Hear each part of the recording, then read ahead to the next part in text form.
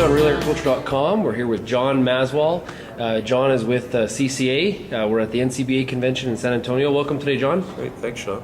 Okay, John, let's talk a little bit about the WTO challenge of cool and where we're at with that and what the process is. Yeah. Okay. Well, it's slow going, but the panel has been created. That kind of the legal step that made that happen was in November.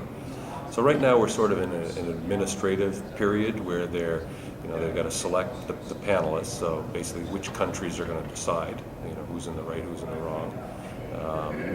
Terms of reference, some other procedural things that they have to go through. Probably the earliest that we get into the real substantive arguments being made would be March at the earliest. Okay. So then you get some time for the panelists to go and decide, and they can ask for more information if they want. They can ask for technical experts if they want. So there's opportunities for this thing to stretch out further. Right. But if they don't come back, and ask for more information, the earliest that we would expect a decision would probably be early summer. Okay. And of course, from then there will be an appeal. If the decision's in Canada's favor, the Americans will appeal, and vice versa.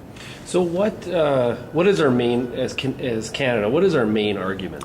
Well, the gist of this case and what really goes against the trade agreements, I mean, there's a number of provisions and a number of sort of technical, legal things that are going to be argued, but the basic crux of the matter is that the Cool Law doesn't recognize the principle that the act of turning a live animal into meat is what they refer to as a substantial transformation.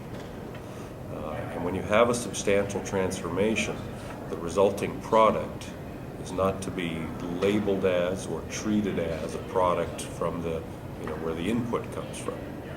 So basically what we're saying is any cattle, or hogs for that matter, that are slaughtered in the United States, the beef or pork that comes out of that U.S. slaughter facility is U.S. beef and pork. But as we know, what the Cool Law does is says that beef and pork comes out of a U.S. facility has to be labeled with the birthplace, the birth country of the animal. So, as we, come to meetings like this in the U.S. and we meet with U.S. cattle producers, one of the things that we tell them is we're not against the concept of country of origin labeling. And yes, we have country of origin labeling provisions in Canada, but our provisions are based on that principle. And we're not trying to eliminate COOL. We wouldn't mind if COOL was a voluntary program, certainly not, but we could live with a country of origin labeling law in the U.S. that if we shipped, when we ship our Canadian beef into the United States, we'll label that as Canadian, and we want any beef that comes out of a U.S. facility to be labeled as U.S. beef, and we'll compete openly with Australian beef and South American beef also being subject to those same conditions, but so, we're not there yet. What kind of financial impact has COOL in its first 12 months, or what kind of financial impact has it had? Well, we think the impact was much bigger in those first few months, because if you remember from October of 2008 until March of 2009, we were operating under what they called the interim final rule. And since March of 2009, we've been under the final rule. And there was a change from the interim, which was important for us, which reduced the impact somewhat. So I think if we take the, sort of the first year, which encompassed, both of those, it's probably about $250 million, billion with a B, with a lot of the impact being at the front end. So since that final rule came into effect, some U.S. facilities reopened to taking fed cattle from Canada. So some of the transportation costs were reduced.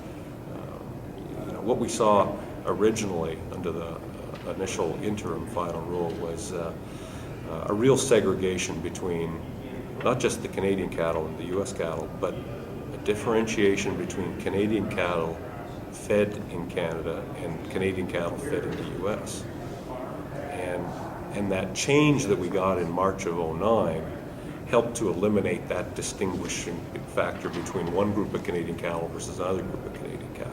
Okay, and as you said, there's a chance there's going to be a decision by summer.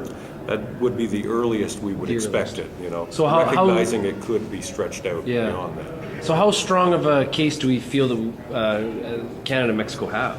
Well, we think, you know, we've definitely got a very strong case in terms of what the trade law are and what the obligations are.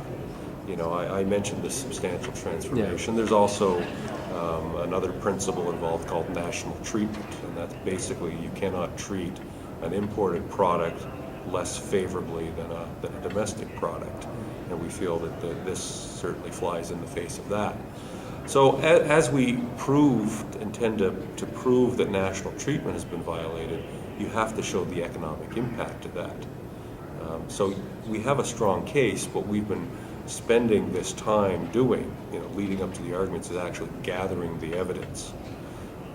You know, so our staff has developed questionnaires and surveys.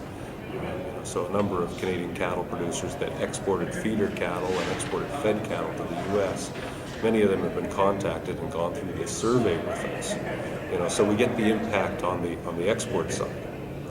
We've also done retailer surveys in the U.S. so that we can show what's happening at the meat level. We've been doing various surveys and working with U.S. cattle buyers, and you know, part of what we've been doing as we travel through the U.S. and build our relationships is trying to get some of the U.S. cattle buyers on their side to provide evidence that's going to help in this case. And that's why it's important to come to meetings like this and have relationships. You know, because you can imagine, you know, if you just cold call a feedlot and ask them, you know, we'd like you to write down your pricing information and send it to our lawyer, you can imagine what kind of reaction you get. Yeah. That. But once you have the relationships, you know, they say, okay, well, you know, yeah, okay, we can help you out with it. Well, I read a report in the last couple of weeks where there was some U.S. retailers that were using Canadian labeled beef, almost marketing it, like differentiating it at the store level to Canada's advantage. So right. Well, and I mentioned the retailer survey that we've been doing, and you know, that's some of the things that we found. You know, not only does doing these surveys help us with the WTO case, it also helps us in the marketing of Canadian beef. You know, this is through the Beef Information Center, which is a division of CCA, and that's their mandate, is to be promoting Canadian beef, to find better ways to market it, to develop those retail channels. You know, and I think you've probably been talking to John Gillespie as well, and you know, that's the kind of work that they do. And you know, if there's an opportunity to be had, they're gonna figure out how to take advantage of that opportunity. Great. You know, unfortunately, you know, a lot of those efforts are, you know, sort of mitigation of the scenario. I think what it comes down to is that we can find ways for Canadian beef to do very well, and the companies that sell Canadian beef can do, I think, all right under this cool law. The unfortunate part is the people who sell Canadian cattle are the ones who are really bearing the brunt of this law, and that's where most of the impact is, not on the beef, but on the livestock. Yeah, for sure. Okay, John, thank you very much for joining us today, and wish you all the best at the meetings. Great. Thanks very much, Sean.